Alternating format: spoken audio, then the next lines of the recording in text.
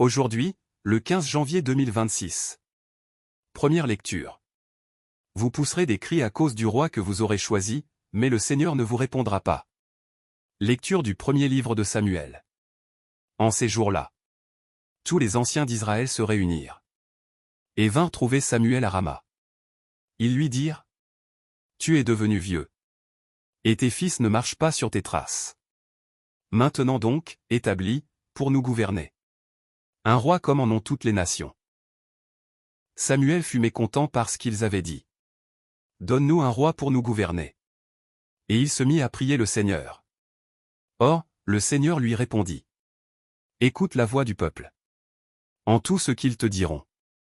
Ce n'est pas toi qu'ils rejettent. C'est moi qu'ils rejettent. Ils ne veulent pas que je règne sur eux. Samuel rapporta toutes les paroles du Seigneur au peuple qui lui demandait un roi. Et il dit: Tels seront les droits du roi qui va régner sur vous. Vos fils, il les prendra. Il les affectera à ses chars et à ses chevaux. Et ils courront devant son char. Il les utilisera comme officiers de milliers. Et comme officiers de 50 hommes. Il les fera labourer et moissonner à son profit. Fabriquer ses armes de guerre et les pièces de ses chars. Vos filles, il les prendra. Pour la préparation de ses parfums. Pour sa cuisine et pour sa boulangerie. Les meilleurs de vos champs. De vos vignes et de vos oliveraies. Il les prendra pour les donner à ses serviteurs. Sur vos cultures et vos vignes il prélèvera la dîme. Pour la donner à ses dignitaires et à ses serviteurs. Les meilleurs de vos serviteurs, de vos servantes et de vos jeunes gens. Ainsi que vos ânes.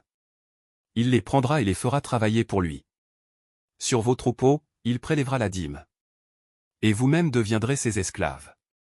Ce jour-là, vous pousserez des cris. À cause du roi que vous aurez choisi. Mais, ce jour-là, le Seigneur ne vous répondra pas. Le peuple refusa d'écouter. Non. Il nous faut un roi. Nous serons, nous aussi, comme toutes les nations. Notre roi nous gouvernera. Il marchera à notre tête et combattra avec nous. Samuel écouta toutes les paroles du peuple. Et les répéta aux oreilles du Seigneur. Et le Seigneur lui dit: Écoute-les, et qu'un roi règne sur eux. Parole du Seigneur. Nous rendons grâce à Dieu. Psaume. Ton amour, Seigneur. Sans fin je le chante. Heureux le peuple qui connaît l'ovation. Seigneur, il marche à la lumière de ta face. Tout le jour, à ton nom il danse de joie. Fier de ton juste pouvoir. Tu es sa force éclatante. Ta grâce accroît notre vigueur. Oui, notre roi est au Seigneur.